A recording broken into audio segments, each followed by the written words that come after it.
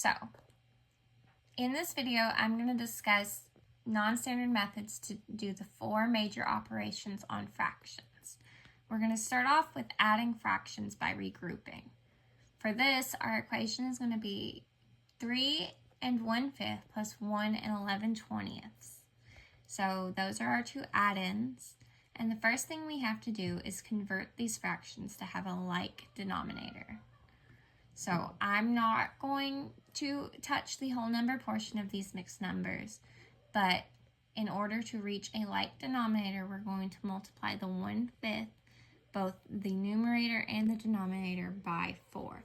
This will give us 3 4/20 plus 1 11/20. At this point, most of us can solve this problem without regrouping. But for the sake of demonstration, I wanted to go ahead and show what the regrouping would look like for this problem. So when we are regrouping with these fractions, we're going to take from our whole number and we are going to convert that into a fractional portion. As such, in this problem, we would reduce the 3 down to 2 and add all the portions of that whole into the fraction, leaving us with 2 24/20 plus 1 11/20. From here, we can add straight across, adding both numerators. Since we have a like denominator, it will remain the same, and then we will add both whole number portions. This would give us 3 35/20. This is an improper mixed number, and we would need to go ahead and move back what we had borrowed previously from the whole number. So we need to consolidate that fractional portion back into a whole. This gives us 4 15/20. While this is now a proper mixed number, we can still reduce it further by finding the highest common multiple of 15 and 20, which will be 5, and dividing out that 5, we end up with 4 3/4 as our sum. Moving on to subtracting fractions, I've chose to use the area model. For this, our equation is going to be 7/8 minus 5/12. I start by drawing out a model showing the area of 7/8 in orange and then 5/12 in brown. So 7/8 is our minuend, while 5/12 is the subtrahend. As we move on with this area model, I've combined the two here in order to separate the parts.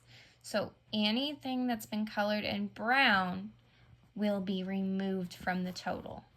The one exception here is when we've combined these images is we're going to have 5 brown portions over here in this last eighth that was not included as part of our initial 7/8. So we have to, when we're counting, move those to cover 5 that are still colored in orange. Once we do that and we've counted up all of our pieces, we end up with 44/96. This is a correct fraction. It is a proper fraction, but it can be reduced. The most obvious number to reduce by is going to be 2. So when we divide out 2 from both portions, we end up with 22/48. But this can still be reduced by 2 one more time, leading us to an end answer of 11/24. We will continue now to multiplying fractions with colored regions. This is similar to the area model that we use for subtracting fractions. For this one, we're going to use 1 1/2 times 1/4. So as we can see in the top picture, I've drawn out the colored region of 1 1/2.